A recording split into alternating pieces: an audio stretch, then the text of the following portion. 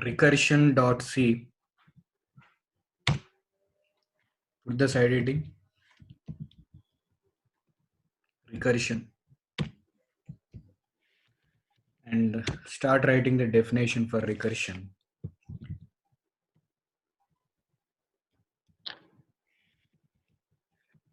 Recursion is a process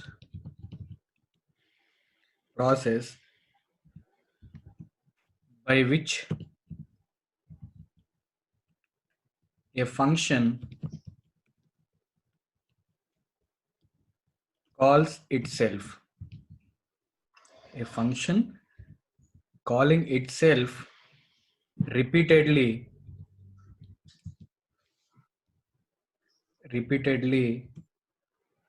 until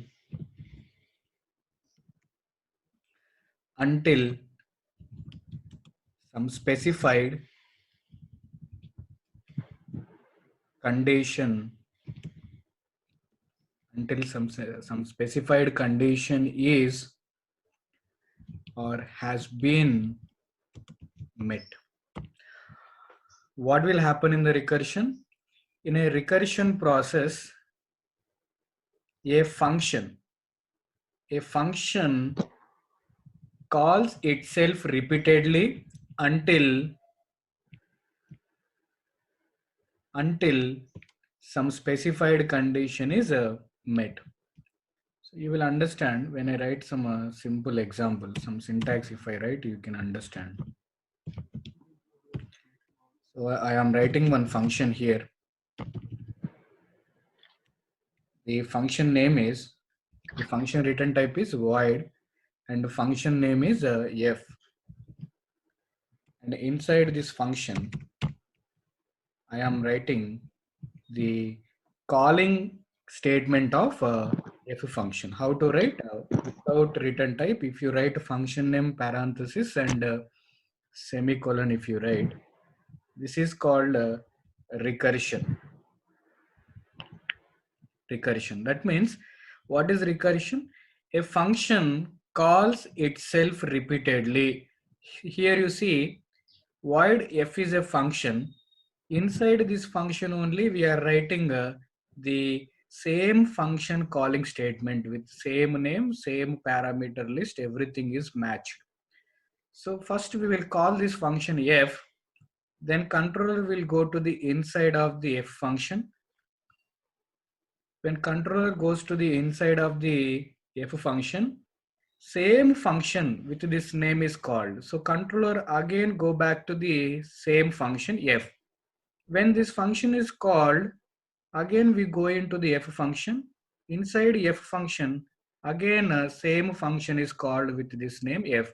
Again controller will go from here to calling function to called function f. When this function is called, again this function will execute this statement. Again same function will be called, and again we'll go inside. Again same function is called. Again we will go inside. This is a repeated calling. The same function f is calling itself repeatedly is called as a recursion. And we are going to repeatedly call this function until some specified condition has been met. Why we need to write the condition here? Because if you don't write any condition here, this calling the same function repeatedly will occur infinite times. That means the calling never stops. Then you are never going to see any output on the monitor. Repeatedly it will call infinite times, even for 100 years also it will occur repeatedly. To stop this repeated calling of the f function at a certain point of time, we must write some condition. We must write some condition here. Here we need to write some condition. This condition will stop the repeated calling of the same function at some particular time. This condition is called base condition or base case. And calling the same function with this name is called as a recursion case. So one more time you read it. What is a recursion function? Same function is calling itself repeatedly until some condition is met is called as recursion. See, the function name is f. Inside this function name, we are calling same function. So again, this function is called. When this function f is called, again we are going inside the f function and is calling the same function again. And this function is called, and we will go inside. Same function is called, and this is called repeated calling. And when it is going to be stopped, the repeated calling of the same function, when condition is satisfied, until that time this repetition will go. And now you understand that in a recursion function we should write a recursion calling statement, this one, and it must have some base condition to stop the infinite recursion. Now I'm going to write down two recursion. So whatever I discussed, those recursion rules only I'm going to write, because when you are performing a recursion, we must know the two rules. If you don't know the two rules, you cannot perform the recursion successfully. So recursion rules. Recursion rule one is every statement, every recursive method must have base case. That means one base condition, one primary condition to stop infinite recursion. Infinite recursion, as I said, we are having the base case. So every recursive function must be written with the base condition. If you don't write the base condition, what will happen? The same function will be called itself repeatedly, and this process will go on infinite times. That means this repeated calling never going to be ended.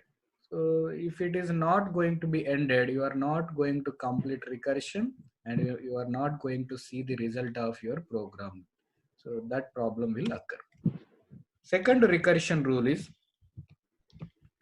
recursion rule 2. Every recursive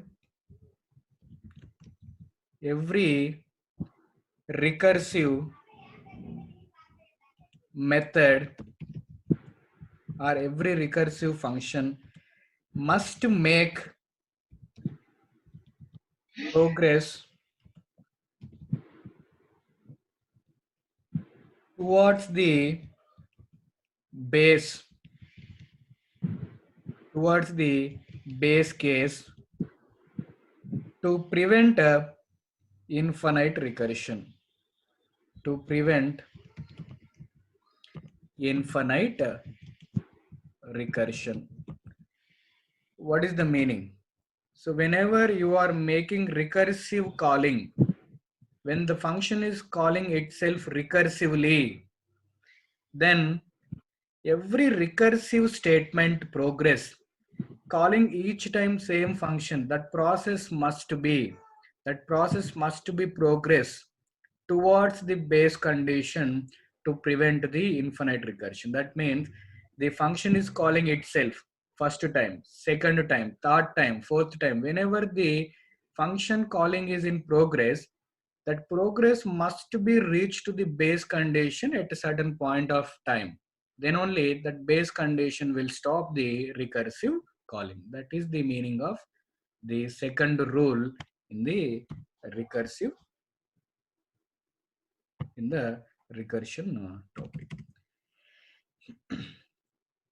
Now we will see one example program on recursion. For this, you put it in the comment.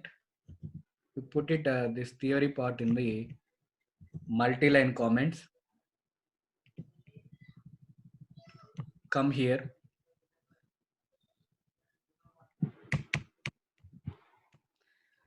A program on The very important program which is repeatedly asked in the examination. The program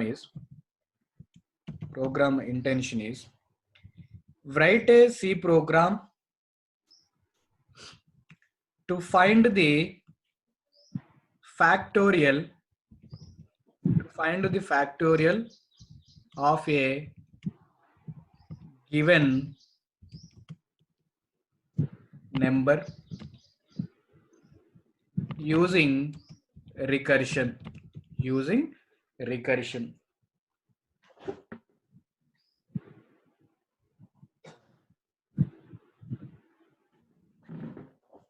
Earlier, we have written the program to find out the factorial of a number using the for loop. Now, we are going to achieve the factorial of a given number n by using the recursive method. That means we are going to call the same function again and again, and we are going to find out the factorial of a given number n. Start the program. So starting main function, starting the main function, write one get ch function here.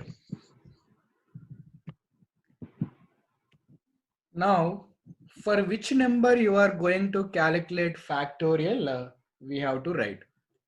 For int n, I am going to calculate the factorial. Whenever you are calculating factorial, that factorial result in which variable you are going to store, define that factorial also with the fact.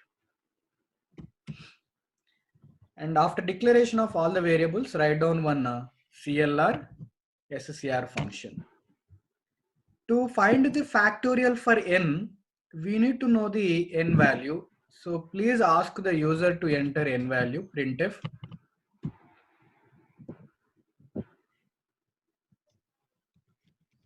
Enter n value. For this n value only, we are going to calculate the factorial. When user is entering n value, you capture that n value with the scanf function and use percentile d because n is a integer. When user is entered one integer value 5 and store that integer value into address of n. Now n is available. For this n only, we have to calculate factorial. So I'm not going to write the factorial logic here. I am going to write some one separate user defined recursive function. That function name is fact. For this fact function, I am giving the input n. Whatever you entered here 5, that 5 I am giving to the factorial function n. It receives n which is equal to 5, and in the meanwhile the same function is called with the n value equal to 5. But where is the fact function? The fact function is not declared. We first declare the fact function. It returns integer, which is a factorial result, and the function name is fact. And how many arguments it will take? Only one integer argument, which is the 5. This is function declaration. Now you write down function definition below the main function. Int, and the function name is a factorial, and how many arguments it will take? Integer x.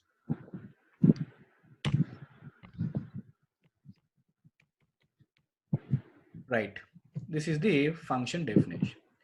Now after entering the n value 5, same function is called factorial with n value equal to 5. Factorial function is called from main function with this function calling statement. Then the function with this name fact is called with n equal to 5. Then controller jumps from here to this particular factorial definition. This function is called by copying n value into x. Now x value is also 5. After calling the factorial, we will enter into the factorial function and we will write the statements for finding the factorials. So I'm writing here first base condition. We already discussed every recursive function. I said factorial is a recursive function. By using the recursive calling of the factorial only, we are going to calculate the factorial of a number x, which is n here. That same n is called as x in the factorial function. Now I am writing the base condition. The base condition is if x double equal to 0 or otherwise if x double equal to 1, in both the cases I wanted to return a integer value, return 1, because 0 factorial is 1 and 1 factorial is 1. Whenever x value equal to 0, you return the factorial as a as 1 to the calling function here. Whenever 1 is returned, you hold that 1 factorial with the factorial variable and print here the value of that particular factorial. Then if the factorial is 1, then also you return 1 to the calling function. Now you see x value is 5, not 0 or not 1. Then we will go to the else statement. When you come to the else block, you return one more statement, return x multiplied with fact of x minus 1. So this logic will calculate this much statements will give you the factorial of a given number x. Now let me explain the process, how it will happen. First we are entering into the main function and asking the user to enter n value. User entered 5, that 5 is stored into what? N. And we are calling the factorial with n value. Then factorial function is called, controller will jump from here to here. Whenever factorial is called, in the same way, in the meanwhile, n value 5 is passed to x. Now x is also 5. Now you enter into the factorial function to execute all the statements inside the factorial function. And we are entering into the factorial function with x value equal to 5. Now you start with the first statement. Is x equal to 0? No. Or x equal to 1? No. Then we don't execute this return 1 statement. If the condition is false, then you come to the else part. And what is there in the else part? Return x multiplied with, x means what here? 5. 5 multiplied with fact of x minus 1. Fact of x minus 1. X minus 1 means 5 minus 1, that is 4. Here you see, same inside this fact function, we are calling the same function with fact of 4. Now, same function with this name is called one more time itself with x equal to 4. That means this is a recursive case.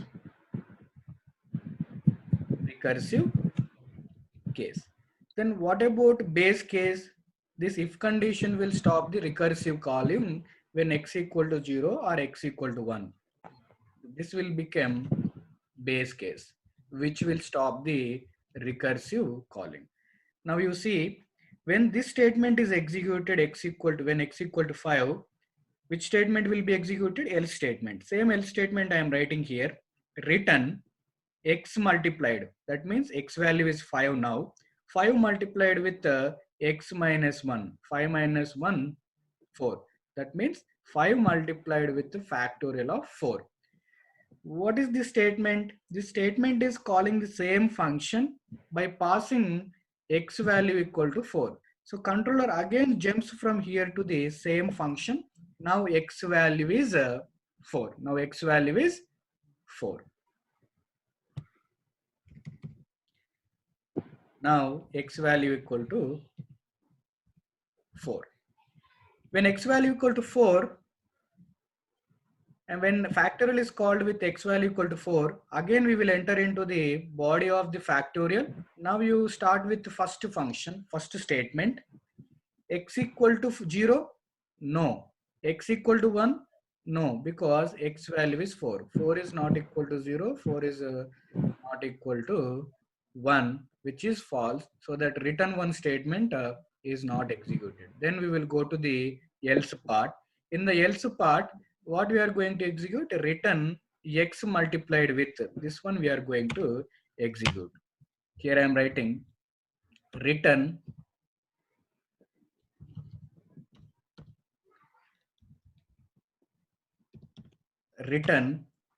what is the value of x now? 4. 4 multiplied with the fact of x minus 1. X means what? 4. 4 minus 1, 3. Now you see here, in this particular statement, same factorial function is called with the n value equal to x value equal to 3. Then again controller will go to the same function calling. That means inside this function only we are calling the same function with value equal to 3. Controller will go to the fact function.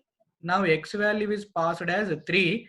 Then we will again go into the body of the factorial and we start checking from first statement. Now you check when x value equal to 3, 3 equal to 0, no. 3 equal to 1, no. Then this return 1 statement is not executed. We will come to the else part. When you come to the else part, what is the statement is executed? Again, return x value now passed as 3. Return x multiplied with, x means 3 multiplied with fact of 3 minus 1. X minus 1 means 3 minus 1, which is 2. Now you see here in this particular statement, the same function is calling itself. Again factorial function is called with the same x value 2.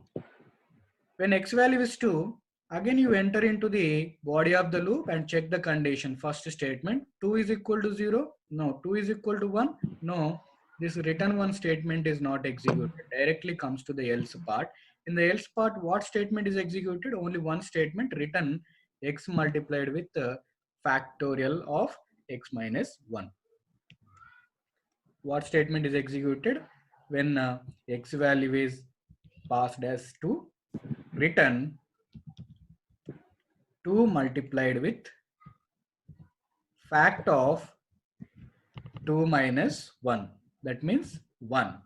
Now here you observe carefully, the factorial same function is called with the value 1. Then the controller again go back to the factorial function.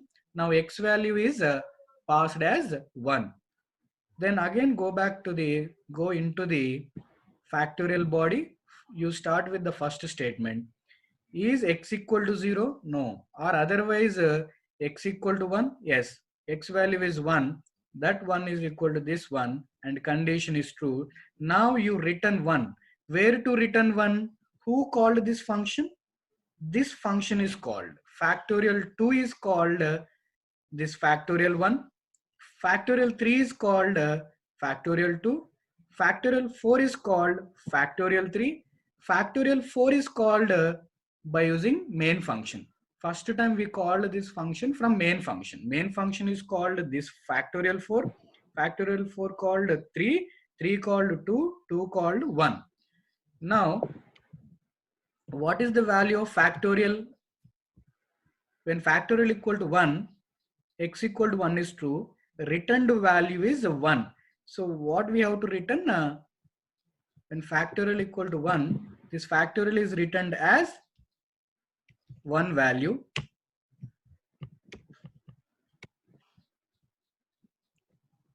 Factorial is returned as one value. That 1 multiplied with 2, what is the result? 2 multiplied with 1, the result is 2. That total 2 is again returned to the calling function. Who called this function? Earlier factorial 2 is called this factorial 1. So after calculating the result, we have to return that 2 to the calling function, which is fact2. Now fact2 will become 2 because 2 multiplied with 1 is 2. That 2 must be returned to the calling function. You know that already we discussed. Whenever function execution is completed, the called function controller must return back to the calling function. So this function is executed successfully with value 1, and that 1 is multiplied with 2. Now 2 multiplied with 1 is 2. That 2 is returned to the calling function, which is fact2. Now the fact2 value is 2. 2 multiplied with 3 is 6. That 6 must be returned to the calling function of fact2, which is fact3. Who called fact2?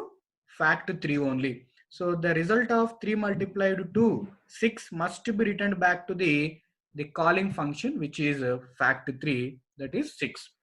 Now you multiply 4 multiplied with 6, 24. That 24 must be returned back to the calling function, which is calling fact3. Fact4 is calling fact3. So this is called and this function is calling. So that result 24 must be returned back to the calling function, which is fact4. That means 24. Now you multiply 24 and 5, which is 120, and we must return that 120 to the calling function. Who called this function with value x equal to 5 for the first time? Here, from here, we called this function with x value equal to 5. So that 120 is returned here. In place of this function, fact n, that 120 is returned. That 120 is copied into factorial. Now you can print the factorial value here. Printf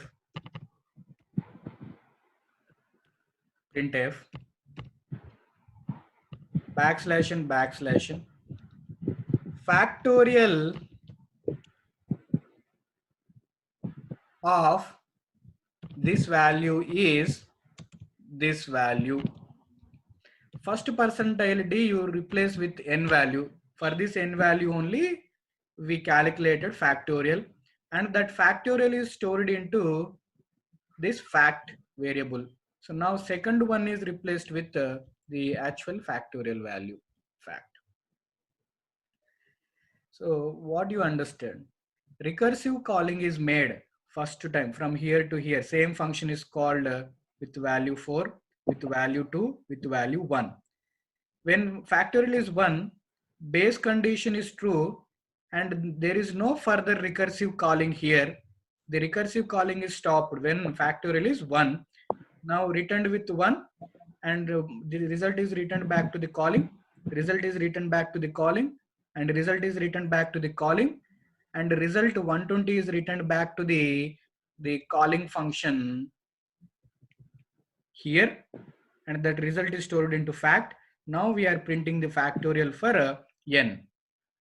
After printing, controller will go to the getch and the function is closed.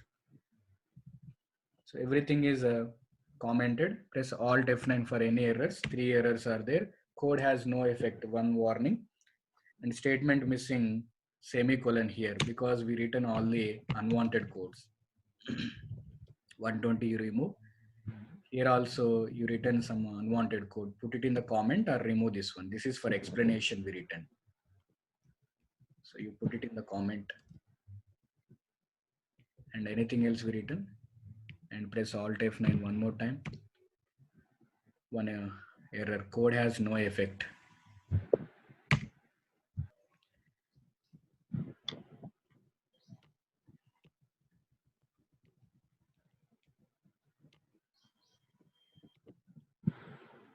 Zero zero errors. Fact is assigned a value that is never used. That variable names are same. Here also we change that factorial value to printf is correct. Here printf is wrong. Instead of instead of R we return this one. Alt F9, Control F9, enter a value. So I am entering value 5 and I'm pressing enter now. The factorial of 5 is 120. The factorial of 5 is 120 is printed, right? So whatever we discussed, that same procedure is happened in the fact function. And finally that result is returned back to this calling function. Then that we stored with the variable factorial variable, and we are printing here to see what is the factorial like this. And you can also find factorial for other variable also, for 6 also 720 like this. So for any variable also we can find out factorial by using recursive method. Now we are going to discuss a second important example, the last example for today. Recursive calling we are going to use to calculate Fibonacci series. In earlier lab example, we calculated Fibonacci series by using the for loop, but we are going to achieve Fibonacci series by using the recursive. Write down the question. Write a program, write a C program to print Fibonacci series,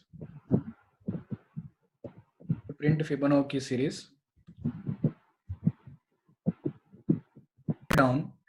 Write a program to print Fibonacci series. This is also very important.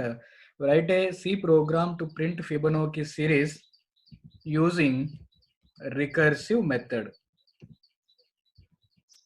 Using recursive function or recursive method. Before that, before writing a recursive method or recursive function to calculate or to print the Fibonacci series, first we have to know what is Fibonacci series. If Fibonacci numbers are 0 and 1, two numbers, the subsequent number, immediate number is the immediate number after that two numbers is formed by adding the preceding two terms in the series. What are the preceding two terms? These are the preceding two terms. So 0 plus 1 is 1. Again, I am going to find out the next number in the Fibonacci series is formed by adding the preceding two terms again. Here, when you are here, what are the preceding two terms? 1 and 1. 1 plus 1, 2. Again, I'm going to frame or I'm going to create one more Fibonacci series number here. To create this Fibonacci series number in the series, I want to add next immediate preceding two terms, which are 1 plus 2. If you add, you will get 3. To form one more number in the Fibonacci series, add preceding two terms 2 plus 3, then it is 5. Now again to form next Fibonacci number, add preceding two terms 3 plus 5, 8. Like this, in the Fibonacci series, the next term is generated by adding a immediate preceding two terms in the series. So that is called Fibonacci series. But we are going to print those Fibonacci series numbers by using a recursive function or recursive method. That recursive function we are going to use to calculate or to print the Fibonacci series numbers in this particular program. So to execute our program, we first start with the main function, void main.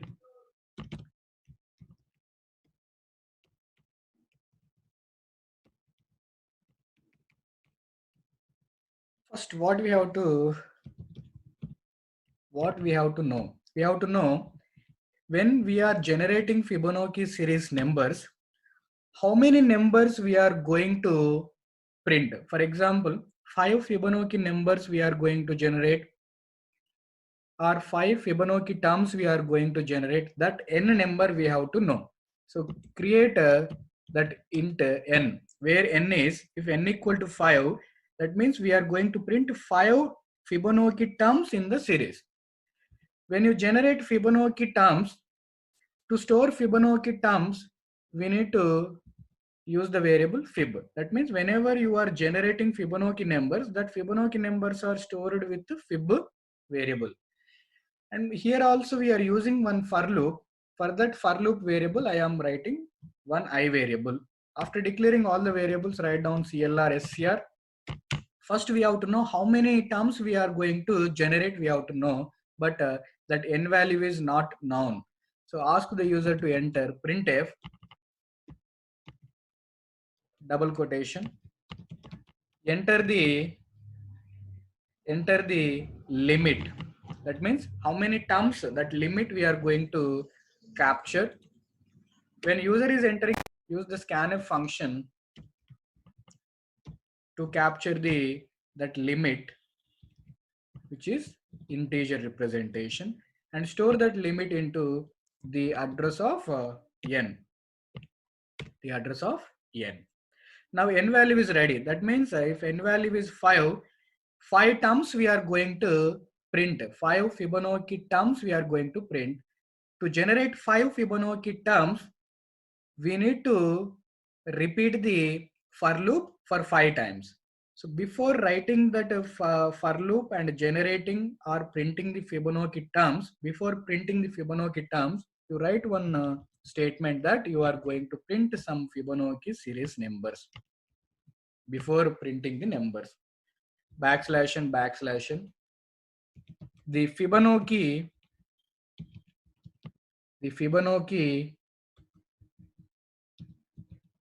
series is, then you start writing the logic and printing the Fibonacci numbers. To generate the 5 numbers, 5 times we have to repeat the for loop, starting with 0, semicolon, and I must be less than the n. So starting from 0 to less than 5, that means 4. 0 to 4, 5 times loop will iterate.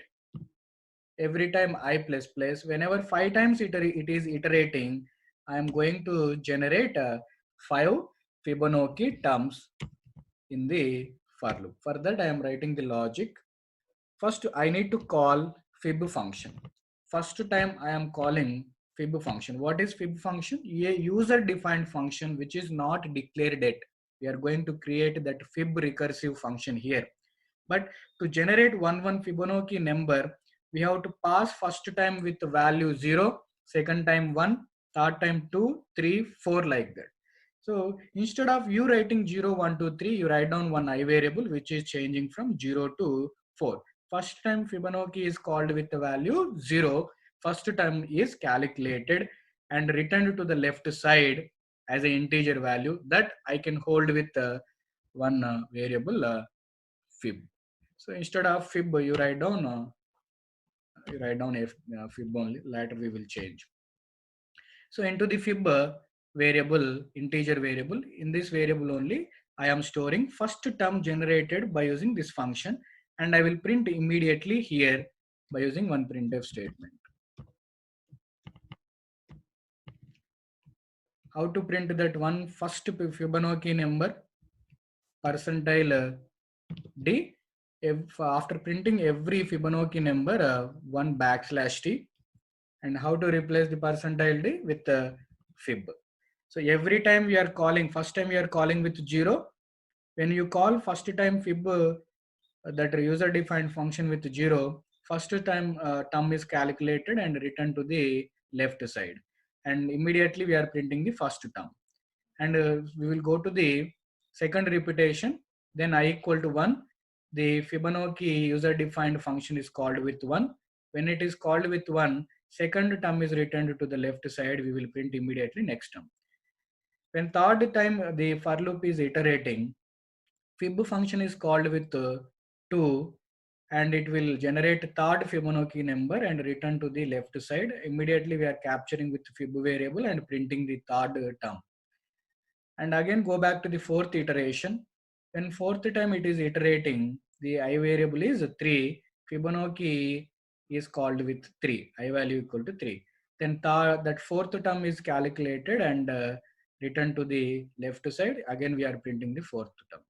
When Fibonacci is repeating for the fifth time, the I variable is incremented to 3 to 4, and when fib is called with 4, the last Fibonacci number is generated and returned to the left side, and that we will hold with fib, and immediately we will print the last fifth term in the Fibonacci series. Again, increment the I variable to 4 to 5, 5 less than 5 condition is false.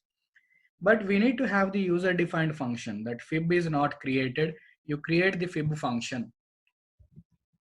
Fib function is returning every time a integer value, which is a series, Fibonacci series number.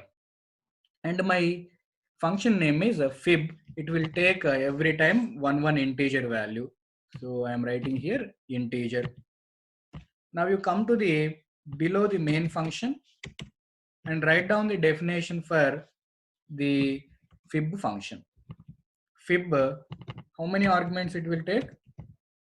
It takes only one argument, that is integer x. Into this integer x only, every time we are passing fib of 0, fib of 1, fib of 2, fib of 3, fib of 4.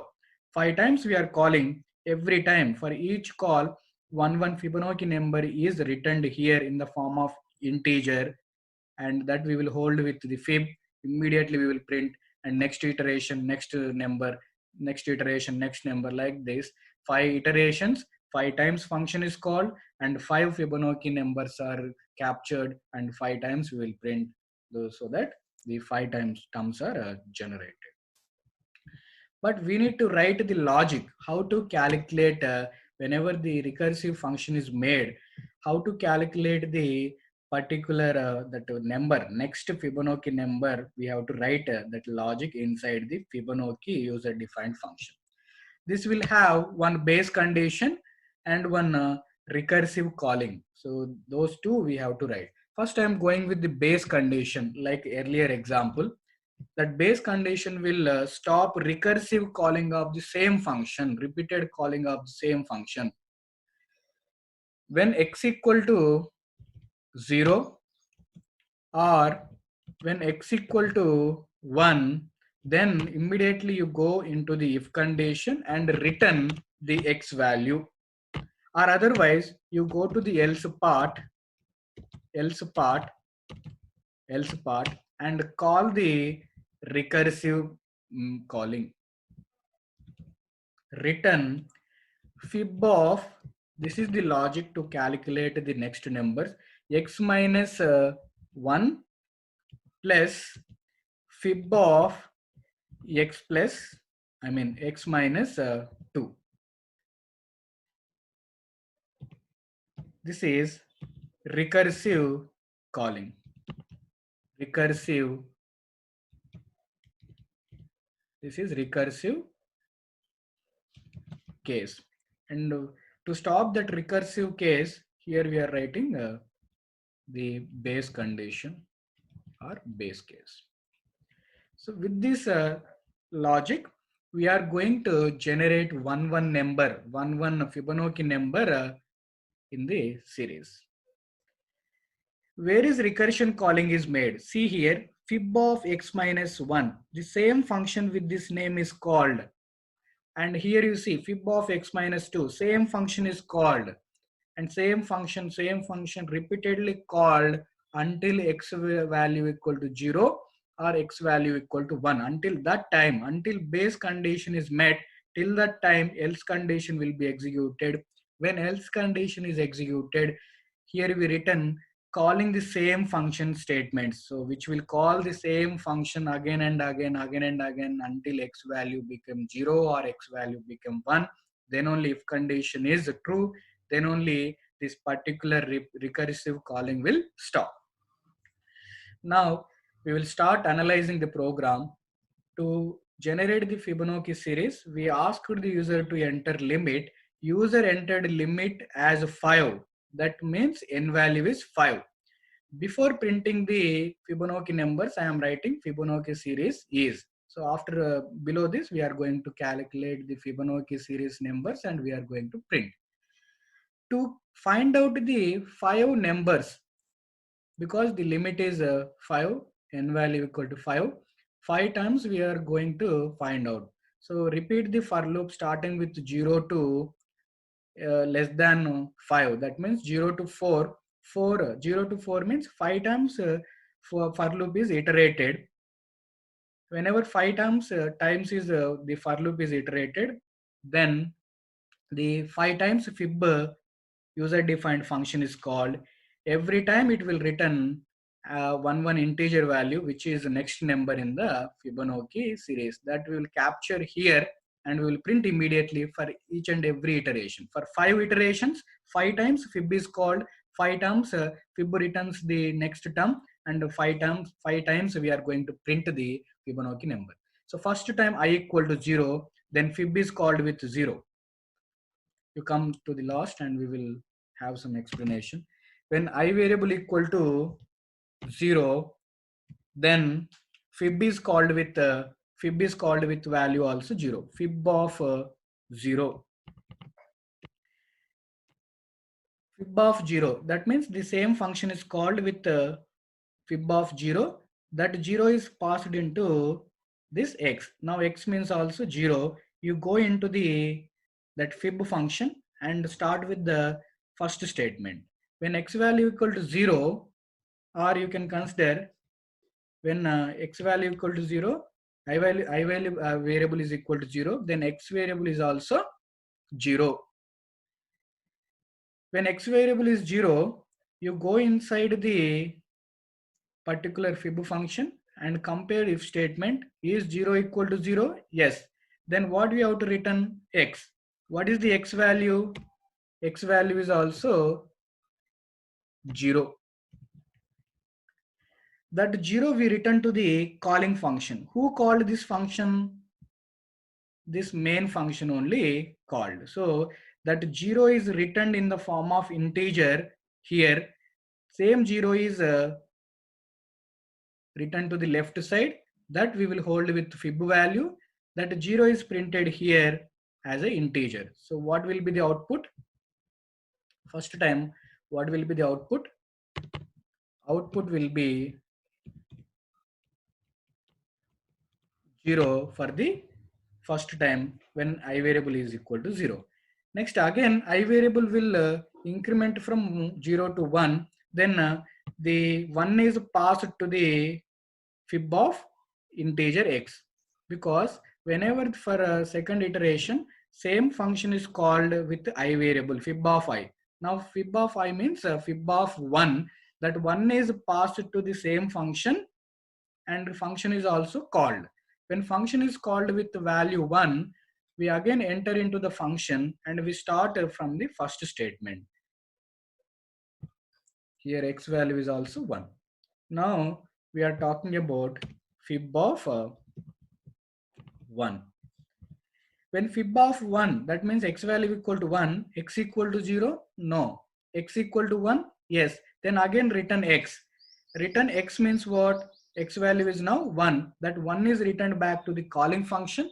In the calling function, again we are going to capture that 1 and the output we are going to print as 1. Then the I variable is incremented from 1 to 2. With that 2 value only, we are going to call the fib of x, fib of I. Fib of I means fib of 2. That fib of 2 is passed to this x. The 2 value is passed to x and fib function is called with the value 2. Fib function is called with value 2. When fib function is called with value 2, we go inside the fib function and we will start with first statement. Is that 2 is equal to 0? No. 2 equal to 1? No. This if condition is false, then go to the else condition. Inside else condition, what is the single statement? Return fib of x minus 1 and fib of x minus 2. Then when fib of 2 is called, again we are going to the else part and we are executing return fib of x minus 1. That means X value is here 2.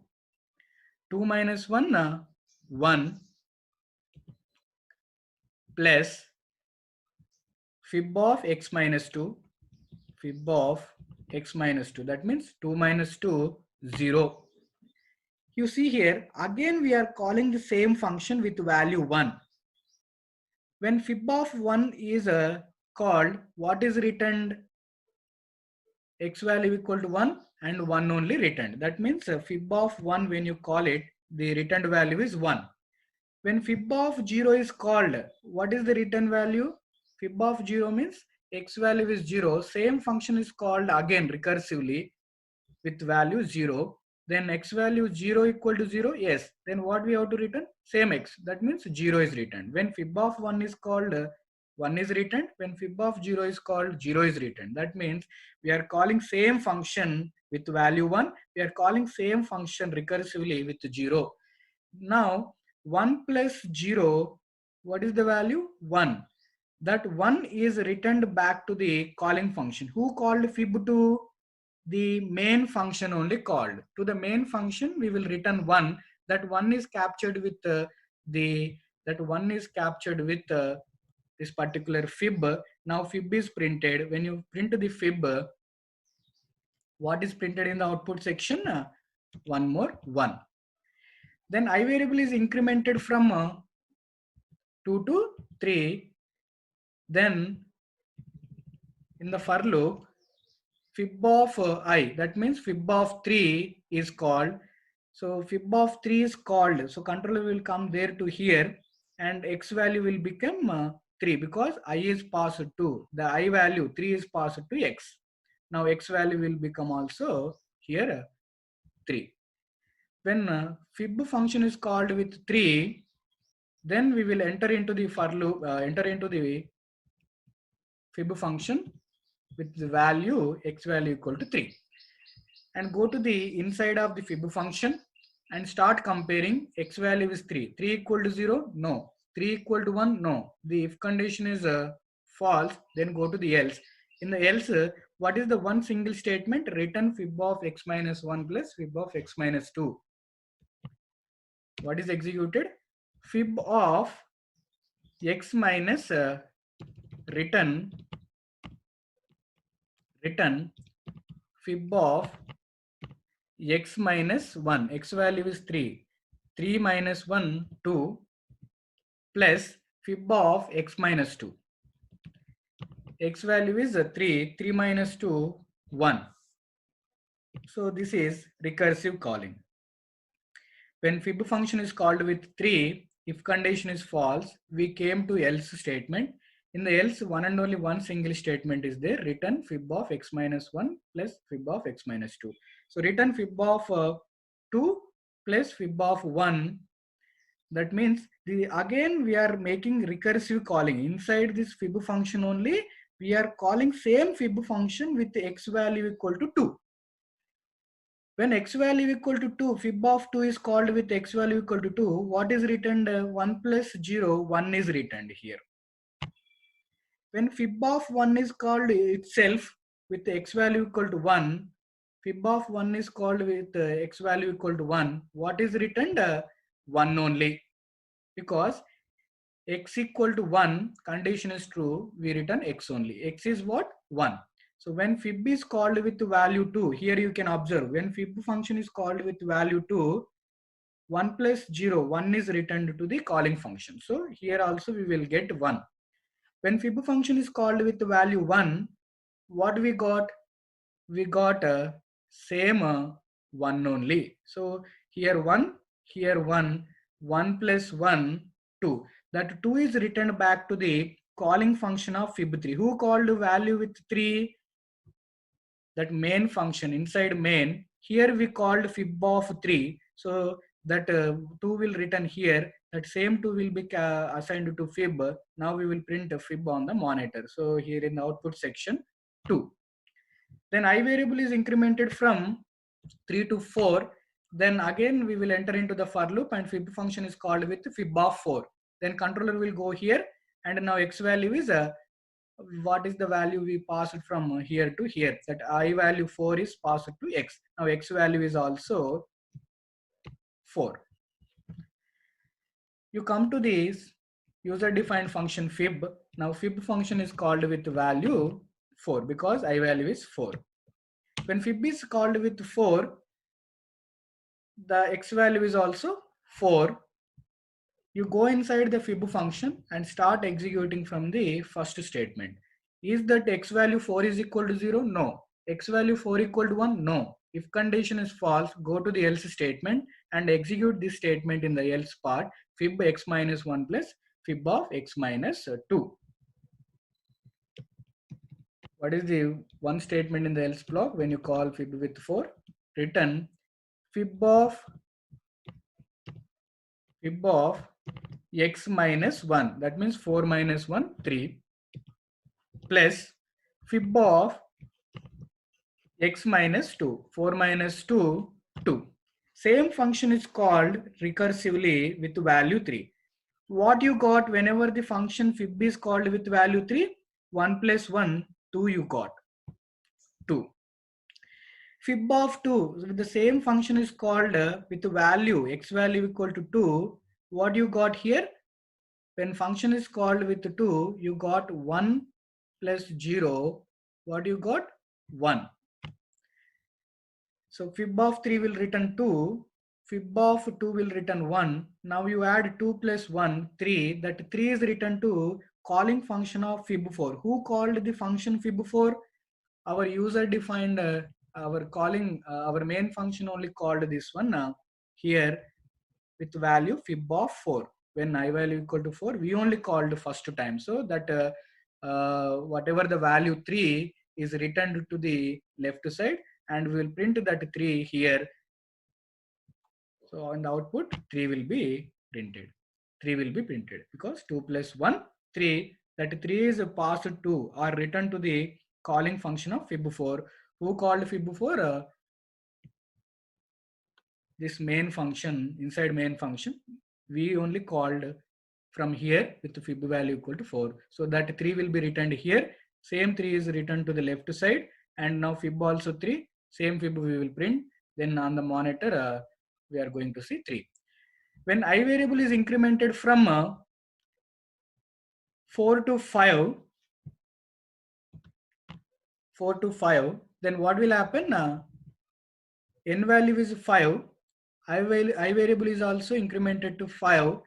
5 less than 5, the condition is false.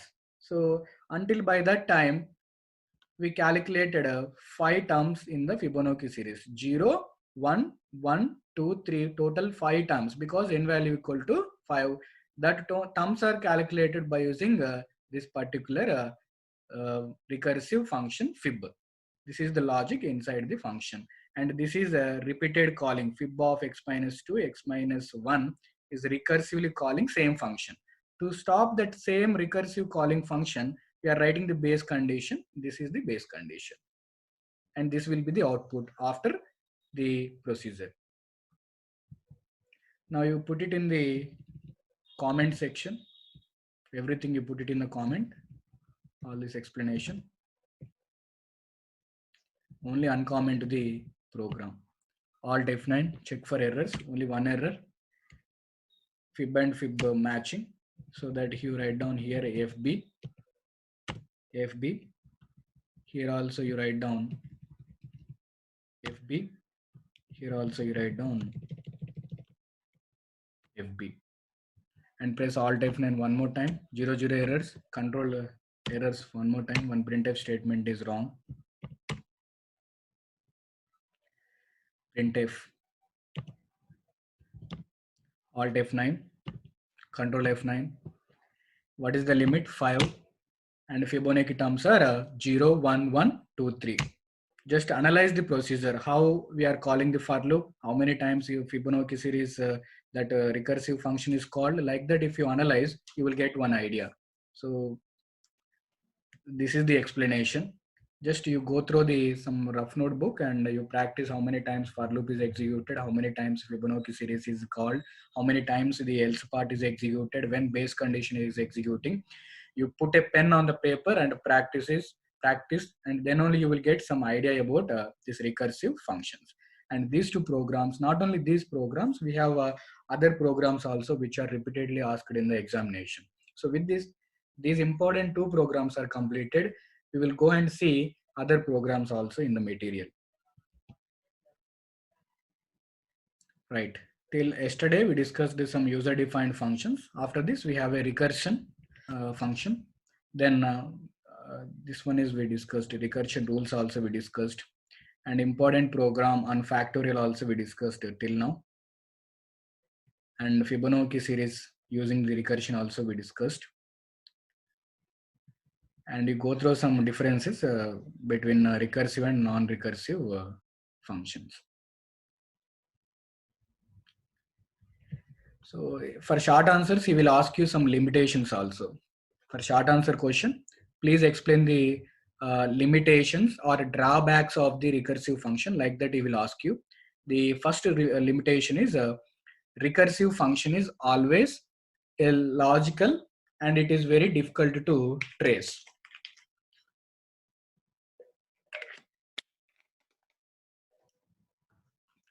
What he is explaining?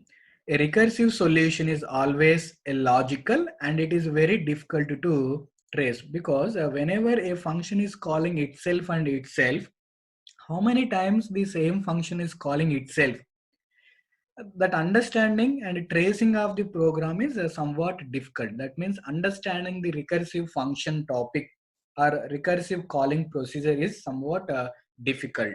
So that is the some drawback of the recursive function. Second limitation is, in recursive, we must have an statement somewhere to force the function to return without recursive call being executed. Otherwise, function will never return. That means we have to write one condition, one base condition or base case to stop the repeated recursive calling. If you don't write, or if you forget to write the base condition, or if you're writing the base condition in appropriate manner, that means you are not writing the base condition in a correct way, then what will happen? That base condition won't work. Then your recursive calling of the same function will go infinite times. That means that that function is calling the same function itself repeatedly, and that function repetition will never end. It will go on repeating the calling of the same function. So you never see the output. So we must write the base condition. So if you forget to write the base condition, then you will get a problem in the program. So that is the second limitation. The third one is, recursion takes a lot of stack space, usually not considerable when the program is small and running on the PC. When program is big, then that time it will give you some problem, because stack space means the memory is created. That means a lot of memory is created. If the recursive program is big, then lot of stack space, that means memory is required. Lot of memory is required. When lot of memory is required, if sufficient memory is not there in the computer, then we are going to get some problem. Last one is, recursion uses more processor time, because whenever you are making recursive calling, the processor has to recursively process the same function repeated times. So we also need to have some processor time when comparing with other repetitions. When you go for a for loop or a while loop or do while loop repetitions, you don't need that much processing time. But when you are repeating the statements by using the recursive call, for that recursive call, we need much processing time. That is one more limitation. So these limitations are being asked in the examination for short answer. And other important programs, these programs are not given in the curriculum, but sometimes he is asking for examination. Find the GCD using the recursion, and find the uh, print the reverse of a given number using recursion also being asked in the examinations, and print sum of natural numbers using recursion also may be asked in the examination. And swapping also asked one time in the examination, but this is not belongs to the syllabus, but he is asking in the examination. What he is asked in the earlier semesters? Write a recursive function for swapping of two numbers. Generally, before that function topic, we discussed swapping two numbers in a regular way. But using recursive method, we have to swap two numbers. That is also been asked in the examination. And this is also one of the important program which is not belongs to the syllabus, out of the syllabus, but the program for towers of Hanai, which is achieved by using recursive calling only. The best example to implement the towers of Hanai is using the recursive functions only. So this is also asked for long answer in the previous examinations.